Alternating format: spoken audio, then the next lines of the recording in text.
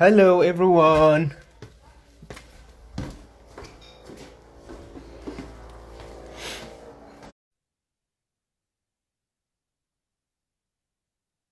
Hi, everyone. I'm so sorry. How are you? I'm fine. I'm so sorry. I got the connection now. I'm live.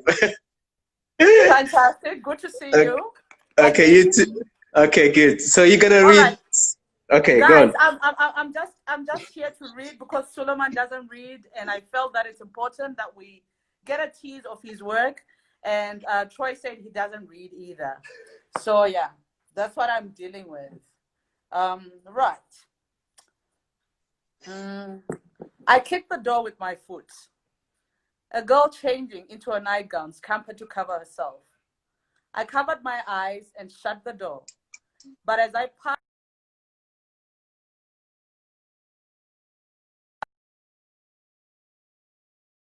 had saved the jerrycan, the river. I squatted under her window, facing the deserted square. At dawn, I turned and peeked through the window. Saba raised her knees. Her hands bypassed her inner thighs and instead opened her back cheeks. I wondered whether she was circumventing a wound or responding to a desire. Her body shivered. A moan escaped her mouth. I remained seated as everyone around me yelled. I continued with my testimony, speaking in a loud voice that might be heard above the clamor. After he brought his court to order, the judge asked me to continue. I could see her. See what, Mr. Jamal? I could see Saba standing in front of me. Standing? Where? When? In the open toilet, on the first evening we arrived in the camp. I couldn't warn her of my presence with a cough as the cold had damaged my vocal cords. And so, unaware of me, she put the torch on the ground. I saw the back of her legs, her purple thighs as she lifted her dress and crouched in front of me. I kept my eyes open as she picked up the stones, and when a beetle landed on her lower back, Saba jumped and fled. I stumbled to my knees, parting the long grass with my trembling hands, sweat sweeping over my face, as if the heat emanating from Saba's spot in that field was the core of human warmth I've been searching for a long time. Okay. Woo! Thank you so much. Um, Thank you, Yusuf, for reading. Hey, thank you so much. Hey, hey, Hi, Suleiman. How are you? I'm fine. I'm here now. So I'm sorry I've been running around to get the best No, connection I can. yeah, no, we're just so happy to have you as part of this festival. I love your writing so much, and I was so excited when Zooks told me I would be moderating this. Well, I would be hosting this. So, yeah, so I just wanted to know on my side. I'm sure everyone has questions and they'll be able to ask them as we go on. But I just wanted to know what the process of writing Silence My Mother Tongue was for you, because I think it came 11 years after your first book, The Consequences of Love. And I just wanted to know, Frank is making fun of my heart. And I just wanted to know, what the process was like. You say it was inspired from a painting by Degas, and I just wanted to know what the process was like for you. Um, well, that's a great one, but a very difficult question to start with because it's I always say that for me to write silence, I have to unwrite a lot of stuff about me, because when I started, I came to Brussels. So I used to live in London before I came to Brussels, and in 2009, Yeah. and so I came with a story, and suddenly things were changing, and suddenly I've discovered that actually the characters were taking me to places, and I Yeah. just couldn't go with them, because I found out that I was becoming very judgmental of them, and so I was trying to censor them. I was like, oh, no, no, no, this is really, I can't go here, I can't go there. So I've discovered actually I have a lot inside me, be it patriarchy or a lot of those things that we have been traditionally brought up with, and so Yeah. I have, and what I call the phase of unwriting myself was for 2-3 years, I've just disappeared. I've started kind to dismantle the barrier between the conscious and the subconscious. And it was really difficult one to go inside you and to discover all this kind of prejudices that you have and why you're actually not writing the characters as they should be written. And once I start doing that, I think I've come to this place where I felt liberated, and I felt I was okay. I was able to follow my characters wherever they took me. In other words, I come to a place where I was able to submit myself to the story. And I think that was when the writing just started to go to flow. Okay. Yeah, something else I was wondering. I think one of the most admirable things in Silence is My Mother Tongue is how Saba has this control over her desire and how she's able to express it without, any shame, considering the society she's in and how she's expected to, behave. So I just wanted to know, what was your research process like for that particular character, for you to be able to create a character who is so, let me say, sexually empowered in that way, and just being able to create that kind of character? What depths did you have to go to, and what was your research process like? I'm going to answer that question, but someone says that your heart is beautiful, but not as beautiful as Suleiman's head. I think that's true. That's Frankie. That's Frankie, right? Right, Frankie. Frankie, ask a deep question, please. All right. I have to say that Saba was obviously one of the most difficult characters in my book to get right, and I honestly I thought at the beginning it was because of the gender thing, and I was just there was a distance between us, and then I just couldn't get all I've rewritten Saba like 1,000,000 times, and I'm not exaggerating. I've got so many drafts about Saba, and I felt like, and I came to a point again, it's all to do with this idea that before you write, you have to rewrite yourself. And I think once I got to that moment where I felt like I've transcended my gender, my color, my religion, everything to do with wherever I am, I felt then she came to me quite easily, and I think, and this is it for me. This is writing. It's about being able to transcend, and I think it's not easy to get to that place. You can easily say, all right, writing is about able to transcend, but how do you transcend? And I think that is a process in itself that we can talk about forever, but then you're not writing her as a woman or a man, you're writing that person as a human being, and that's, I think, where the depth, the complexity, and the weaknesses and the strength of her came to me. And then suddenly I think I think I got there in the end. I think you did a brilliant job. Remy, there's this, Remy has finally asked a useful question, and I was going to ask it as well. How did you come up with the title Silence is My Mother Tongue? Because even your first book has a very beautiful title, The Consequences of Love. How are you able to come up with really brilliant titles for your work? It took me, I think, about 8-9 years from starting the book to come up with the title. And I think one of the things about that book that had taught me is to be patient, and that's why it took so long. And I was really patient with it. It was a struggle. I was suffering.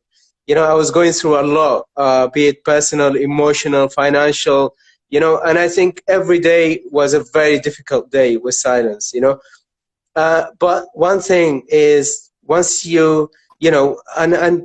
once I learned how to be patient, I wasn't bothered about the title for 8-9 years.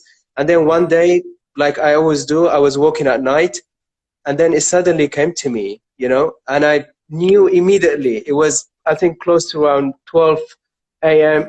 a.m., right? Between 12 and 1 a.m. when it came to me, and I ran back home and I said, this is my title, and it just dropped in my head. And I think it was there. I had so many titles in my head, but I think that was the right one. And I also, it's a bit autobiographical because I lost my dad when I was 2, and then my mom left when I was 3. And for a while, I felt silent. I didn't want to talk to anyone. And I think it was a child's way of dealing with the trauma of being left with our parents. And you think, oh my God, for the rest of my life, looking back, I think that's what happened. And so, yeah, silence in a way was my mother tongue, and is, I think. I think that's a really beautiful title. At a different time, you will tell us where you were going at 12 at night, but someone has asked a different question.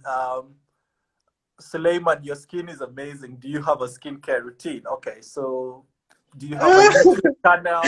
Are you going to drop the skincare routine right now, or how are we doing this? Because I also it's eating too much berbere, the Ethiopian Asian spice. I think that's the trick.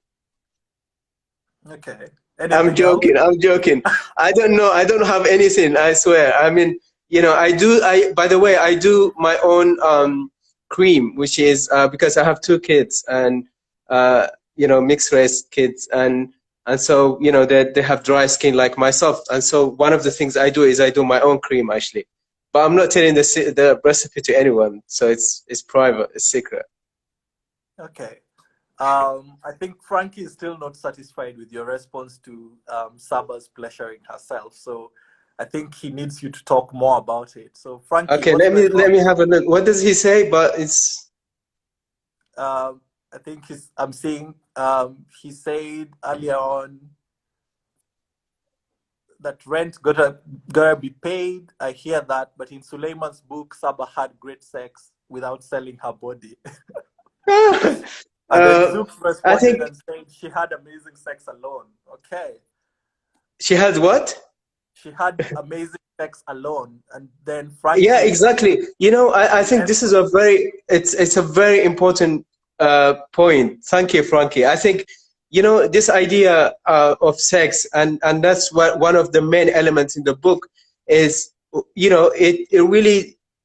I kind of sort of, with the characters, we have redefined what sex means to us. We've been brought up with this idea that actually sex is to have sex with somebody else outside your body. But I think once I started working with Saba and Hagos to a certain extent, is that I have discovered actually making love to yourself is as profound, as important, as spiritual, as sexy, as satisfying as making love with someone else that you meet. And I think one of the main thing about the book is about that. It's about redefining sex to yourself rather than actually inheriting this idea of what sex means, And that's why I think we play around a lot with the notion of virginity. For me, it drops because everybody isn't a virgin once you learn how to make love to yourself, And I think the whole notion of desire, I think he also become a better lover once you know how to make love to yourself. Once you are satisfied with making love to yourself, once you are brave enough to discover your body, once you are bold enough to actually say, okay, I can touch myself, whether you're a man or a woman, anywhere that pleases me. And I think then once you transfer that knowledge of the body, of the feeling, of the kind of spiritual kind of connection that you have with yourself, I think then, everybody else is a bonus. Yeah.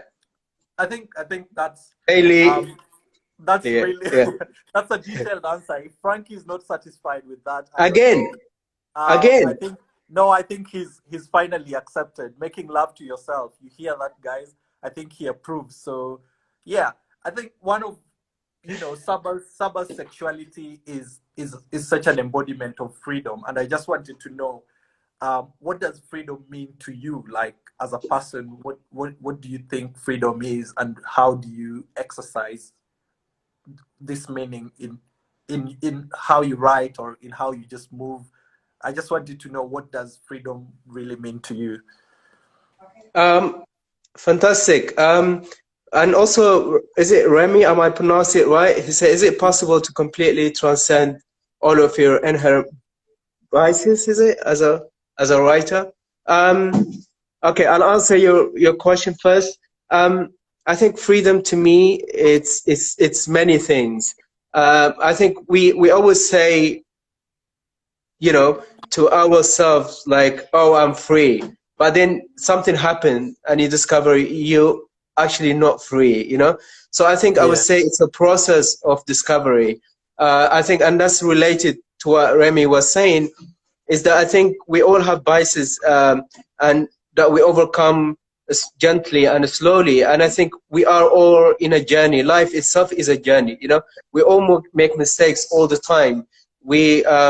And so, you know, as a writer, I think it's possible to be, what I'm trying to say is, it's not necessarily you have completely transcend maybe, but you are on that train to transcend. I think that makes a lot of difference, rather than sitting with yourself and saying, right, you know, I have nothing to transcend, you know?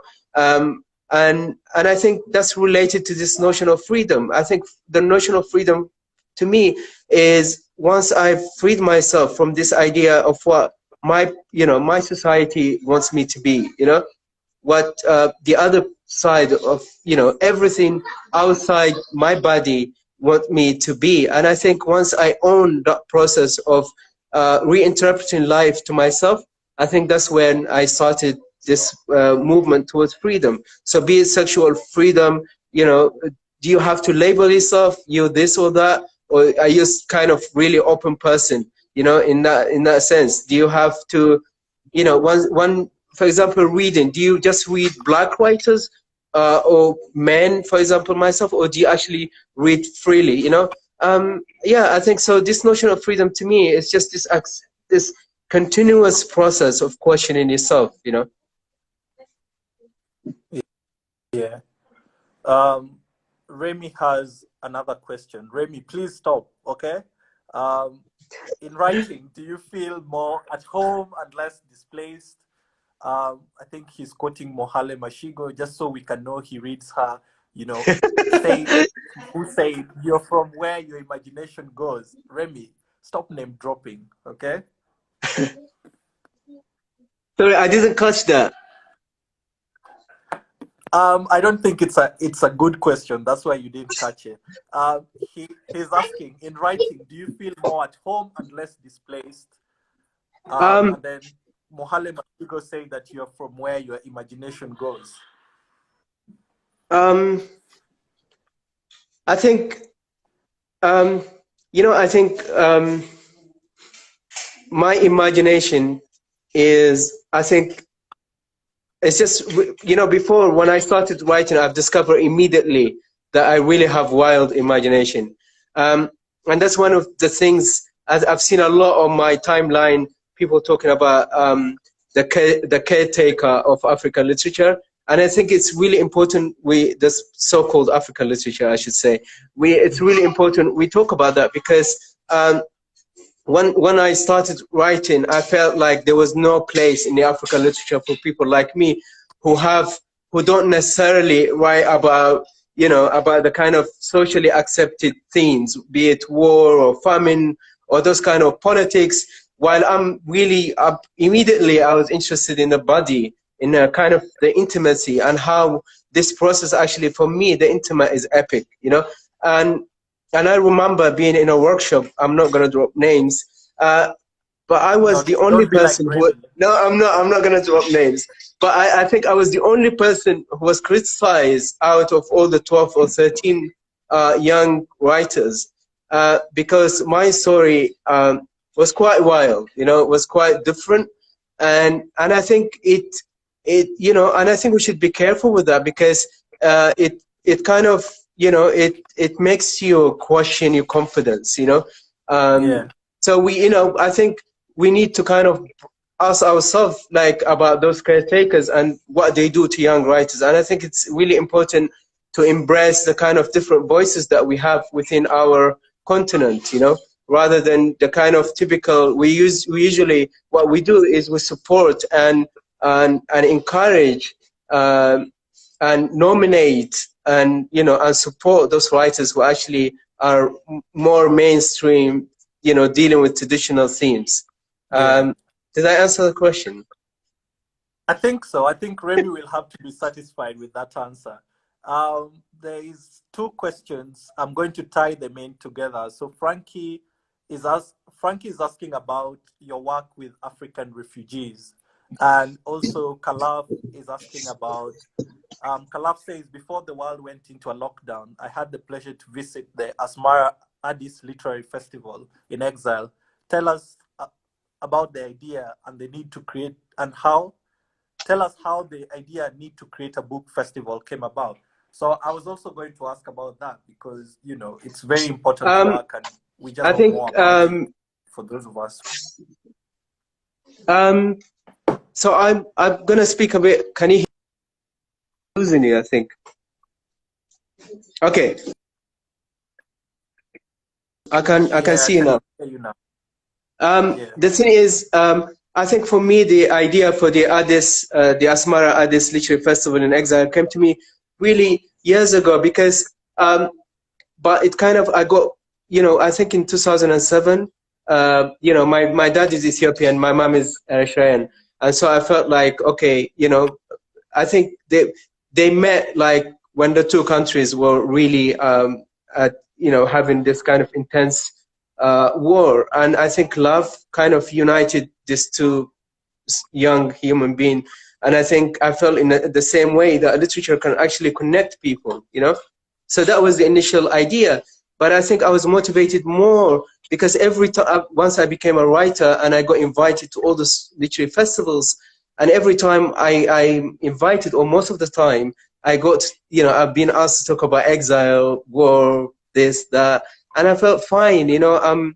You know, I am a refugee and I'm proud myself because I grew up, I mean, you know, I spent 8 years in a refugee camp. I'll never forget that.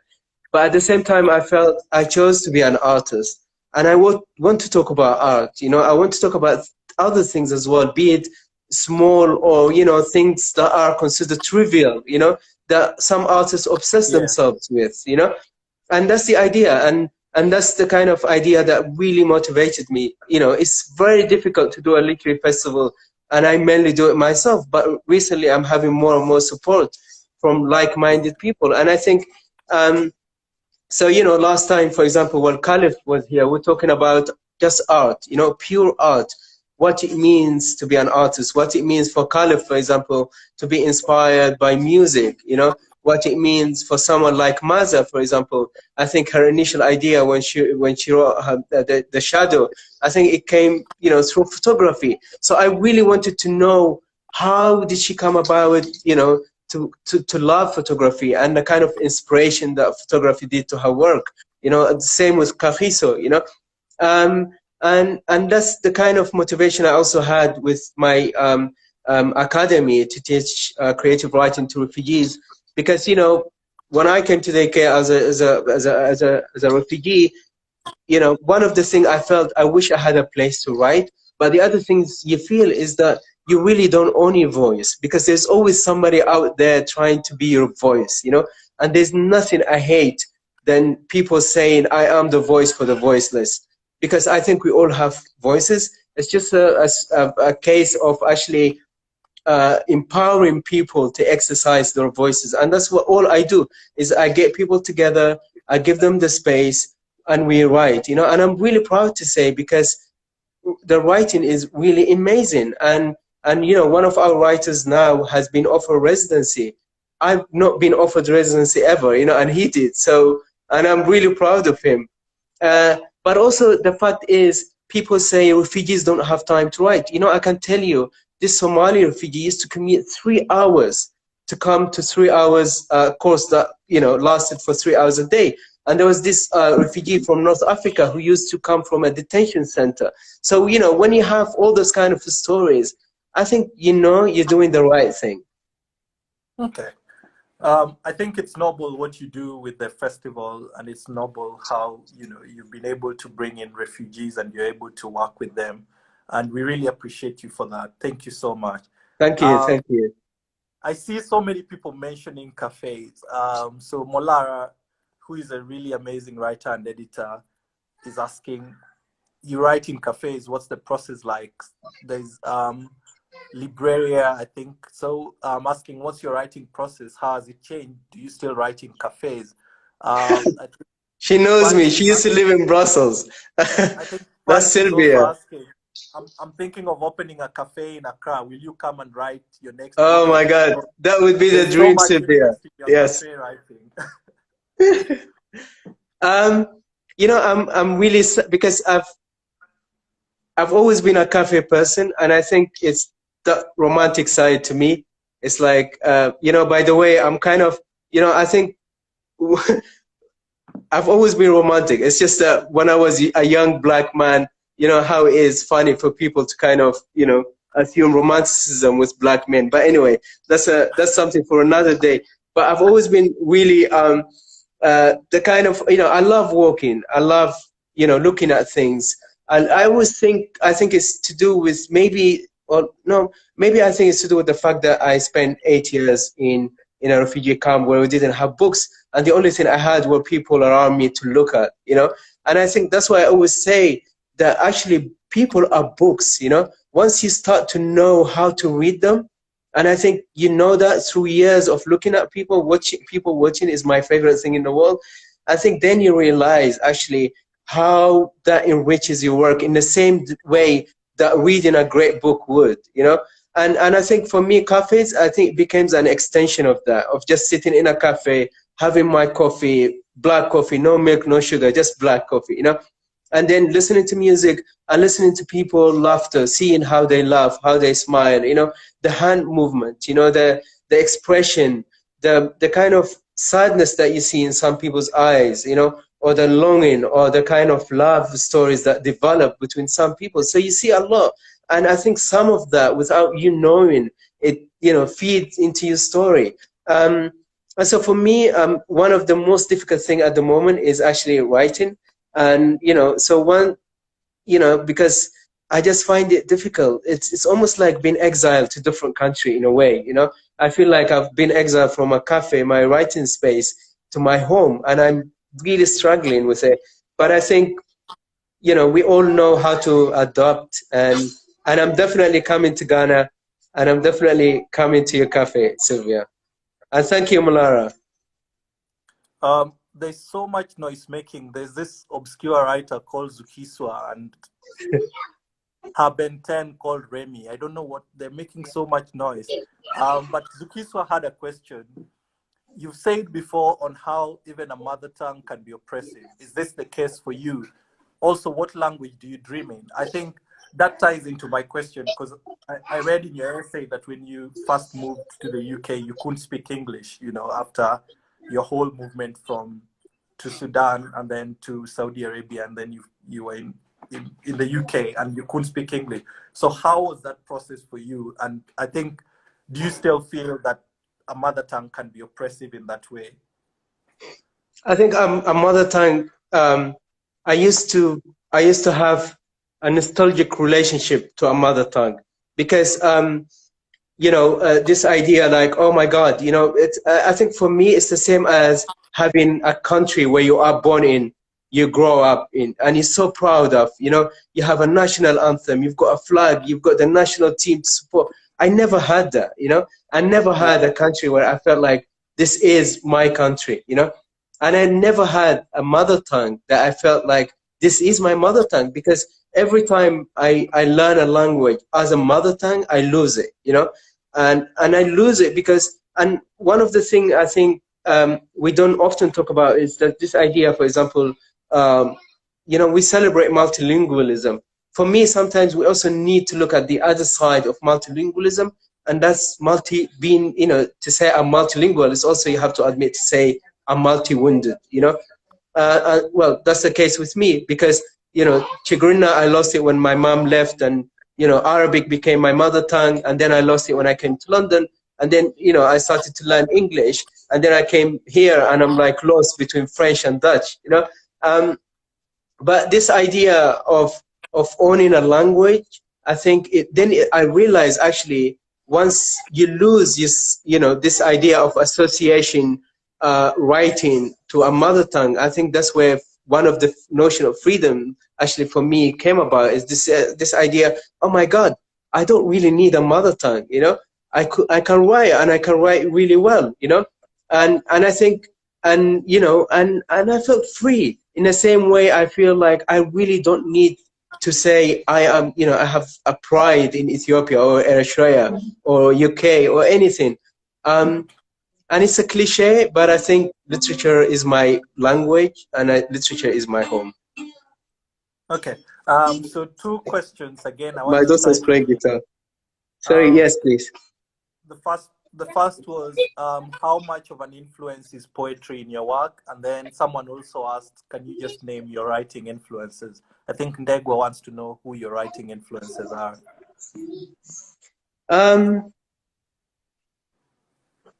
I think one of my early influences were 2 women, my mom and my grandmother, and they were both illiterate. They both are illiterate, so I don't really associate my literary influences to books. I associate to stories, and stories come to us via many different means, and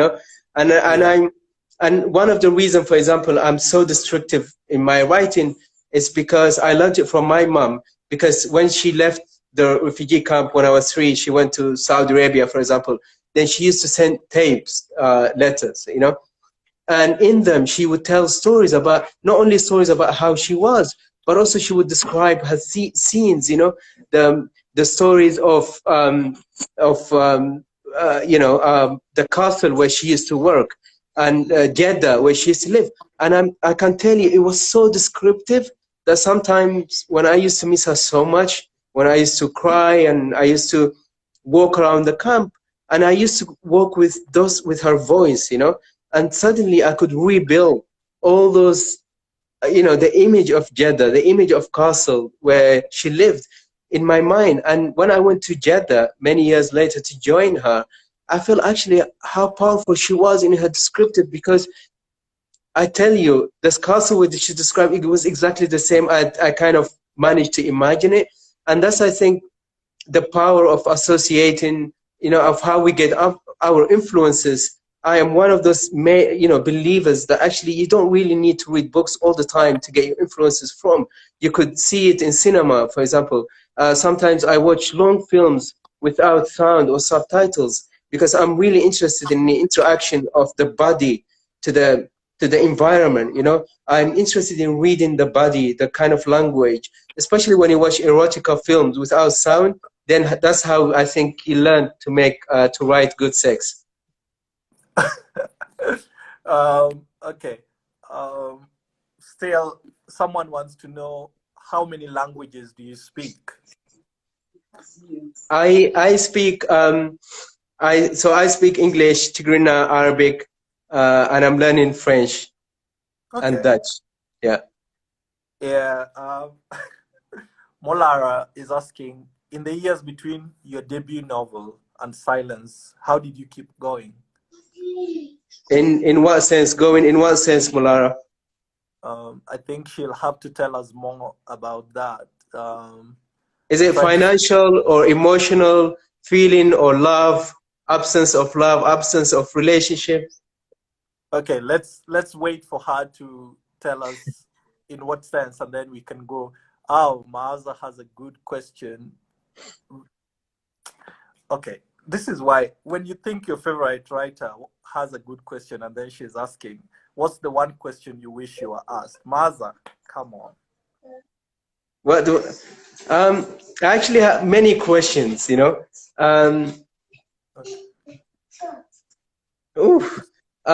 think, a lot of people, I think, a lot of people who read Silence, I think they miss a lot of clues about that book. But I'm not going to say, I always felt like, oh my God, it's either to do with me being a really bad writer that people fail to notice that thing that I do, or I think I should celebrate the fact that a lot of people have different interpretation of the book, But I think I was working in my head towards one image, and that image happens towards the end of the book, where actually Saba her brother and her husband, they end up sharing a bed.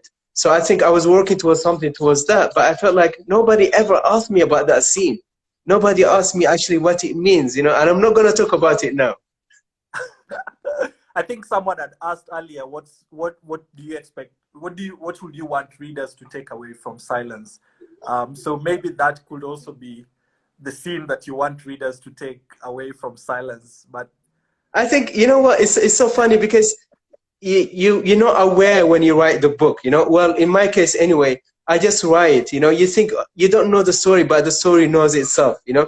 And that's why when people ask you, how do you write sex, for example, sex writes itself, you know. I think that's why I'm a great believer. Actually, it's not only the writing when we see actively in our desk, but the kind of rewriting, the writing of ourselves that happen outside the desk, you know. Or in my case, for example, and I think once you surrender to the story, in my case anyway, I discovered once I came out of finishing the book, I was actually a different person, you know. I had no concept of taboos. I had no concept, and I was losing friendship because I had no way of borders between, you know, between how to talk to people and how to deal with them, because I felt so free. I felt my head was like empty of all those rules that we taught all the time. And I think like one of the most amazing thing about being I think for me anyway, with silence, it was about how actually it managed to rewrite me. And I think that's for me the greatest thing ever. Okay, so there's this old writer who has been snubbed for the Nobel Prize 4 times. Someone says Sulaiman has decided to hide his head. I have no idea. I don't know who it is. This writer, I think he almost won the Booker 15 years ago. He's called Remy. He's asking, how do established writers like you keep afloat, and what advice would you have for people starting out like Maza, who is just on her, you know, second book or something? I saw that question.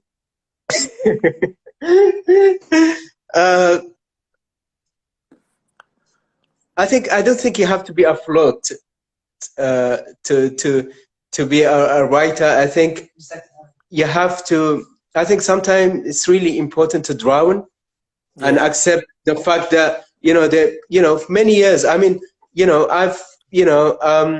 it's really a struggle, and I think once we disconnect this idea of writing always being comfortable, I think writing it's really difficult. Or it's not to romanticize writing, but for me, writing is a struggle. Yeah, I don't enjoy. You know, it's torturous. Be it financially, because I think I had to borrow a lot of money to write silence, for example. You know, I am in debt, but it's, you know, you think to yourself, right, once you're in the book, you think to yourself, you know, I'm gonna sell it, you know, it's gonna happen fine. But then you come out of it and you think, oh my God, it's not really it's not easy to kind of to sustain yourself. And I think that's part of writing, is to accept both sides, you know, that maybe I'll be lucky one day, I'll win something, but, you know, for almost, you know, yeah, it's a struggle. It really is a struggle. Am I losing you, or? No, I can hear you perfectly. Okay. So there's a riot in the comment section, and basically people want to know, do you watch erotic films or Pornhub on silent? Sorry, can you say that again? Everyone just wants to know. I think the only person who is saying in here is Frankie. But everyone else wants to know, do you watch erotic films or Pornhub on silent? When I was younger, I used to do that, Frankie. No, Frankie didn't ask that. I think it was Remy, Abigail. Oh. There's just these unruly people who just think Degwa is also there. There's just yeah. Oh my God. So yeah, so now you don't watch erotic films on silent. I do watch erotic films silent. I think it's really important when you are a writer. I think you have to kind of strengthen all the side of writing, be it the erotic side, the political side, the emotional side, the feeling side, the kind of submissive side of yourself, the powerful side of yourself. I think, you know, we write different emotions.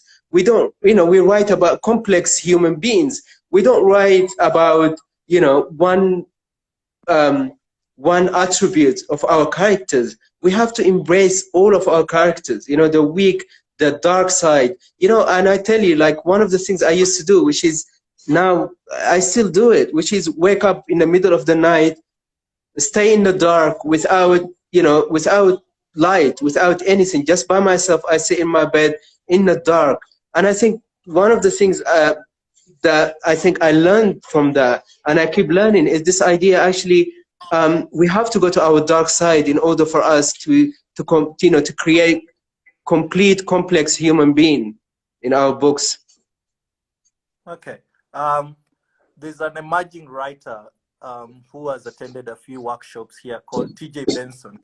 And he's asking, I'm interested in masculinity and the way it's portrayed in silence. Your character doesn't seem to fit into traditional masculinity. And I wondered the extent this was the resultant of putting him in a camp. I didn't catch the last part of your question. I think he's asking about your character not fitting into the traditional idea of masculinity, and so he's wondering if this was as a result of you putting him in a camp.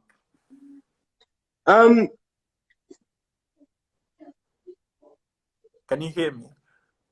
You know what? I think Hagos came to me like that. You know, I didn't create Hagos. You know, Hagos just a character that came to me with somebody who felt at home with all the sides of himself. You know, who felt at home.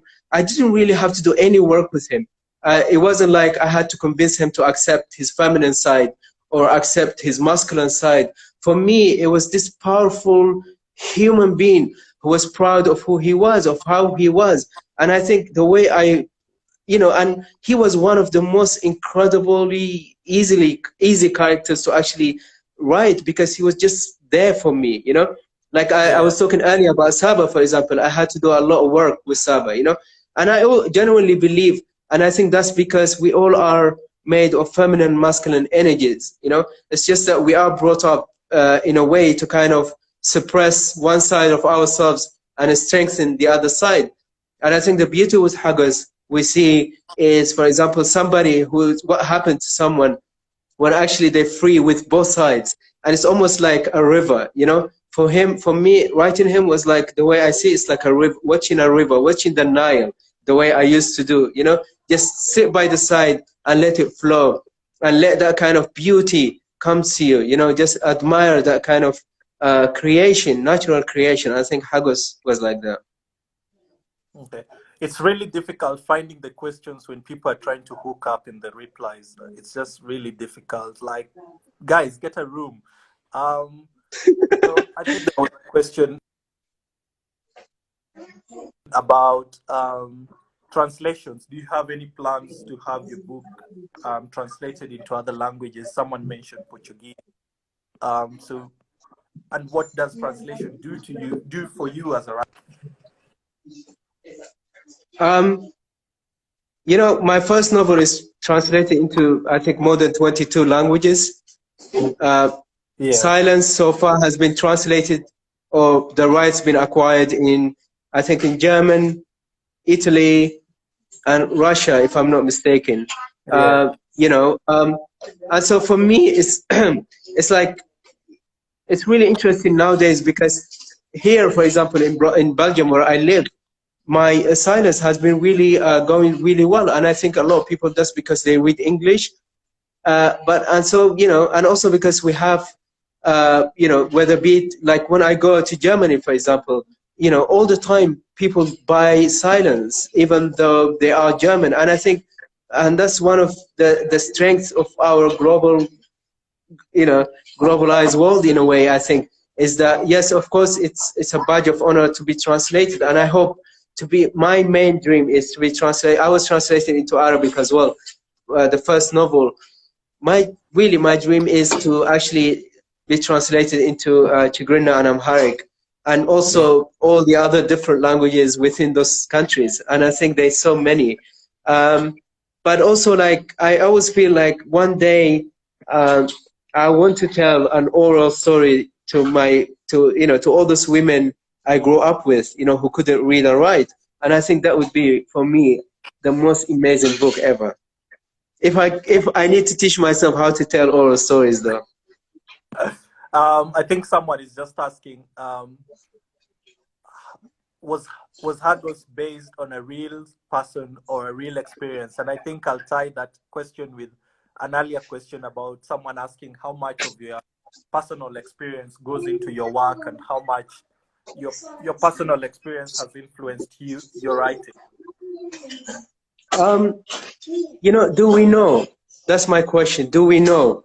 As writers, we're supposed to actually, in my case anyway, like I touched on that earlier, it's this, I love to write when I submit myself to the story, so I can't sit here and tell you I can't own or disown Hagos or Saba, I don't know, you just don't know how much part of yourself actually goes into those stories, and I think it must, some kind of creation must happen where the kind of, something just comes from you and it flows into the story. And I enjoy that, and so, like, I can't tell you whether it's autobiographical or not. That's not my purpose. My purpose is to create stories, to submit to stories and do them in the best way I can. And I think if some part of my body, of my ideas, of my, sexuality, of my sensuality, of the way I feel and think and read goes into those characters, great, So I can't say, of course, in that sense, you see people, like I said, I work in cafes. Sometimes I see people and I love things, and I just note it down mentally, and it happens. So yes, maybe Hagos is me, or maybe I am Saba. I don't know. Okay, so Frankie has appointed himself the bell ringer of this session, and he's reminding us that it's only 10 minutes to go. So maybe I was just wondering, let me see if there's any other questions, but his mother's on the right. Yeah, so Molara asked, what's your mother's influence on your writing? And I think Maaza also asked something about your revision process. So maybe if you could just talk about those two. What was the Molara one? Your mother's influence on your writing. Okay. I think my mother's greatest influence in my writing was her total absence of my life. I think, and how I see absence as a driving force of my creation, and how absence is really important in the way I create. And I think it's linked to the poetry in my work. I think that poetry has to come from a well, I wouldn't necessarily say sadness, but a well of absence, a well that has been, has been longing. And I think, and so I think that is one of her main influences on me. And the other is, I think, as I mentioned earlier, the tapes, the descriptive power of her stories, and how really they, I remember, like, when I was given, the kind of rejection I was getting for silence, that it was descriptive. It was too descriptive, too poetic, too dense, and I felt like, my God, if it's too descriptive, then they haven't heard my mom's stories, and the thing about Maaza, I think I have revised that book so many times, I can't even tell you how many times. And I think, people were saying, oh, no, writing is actually rewriting. But if you rewrite a book like 1 million times, where does it actually, where do you say, okay, writing is, do you say, okay, I wrote the first draft, or the second draft, or the third, or the, or the final book is actually the best book? Maybe the final book of silence isn't the best version of the whole, maybe there is another version waiting, in the middle of all the kind of manuscript that I have revised. And so the process is all about yeah, it's just making sure it's like every sentence is the most beautiful it can be. It's really hard, and it took me a long time, but like I said, I'm very patient. All right. Well, that's really profound, and it's so beautiful the way you're able to respond to your mother's influence on your work. It's just whew, all the feels. Yeah, but I really really appreciate that. Thank I think you. I think this is the end of our session. So thank you so much for agreeing to join. Can I just say one thing? I think TJ said Please go something. Can I ahead. just? Well, I Yeah. just missed it. What was that? I'm interested in masculinity. Yeah, that was him. Interesting. Yeah. Okay. So Okay. yeah. All So right. I think we tackled that. Yeah. Okay. All right. All So right. thank Thank you you so so much. much, guys. Thank you, everyone. Bye. All right. Bye. Take care. Bye.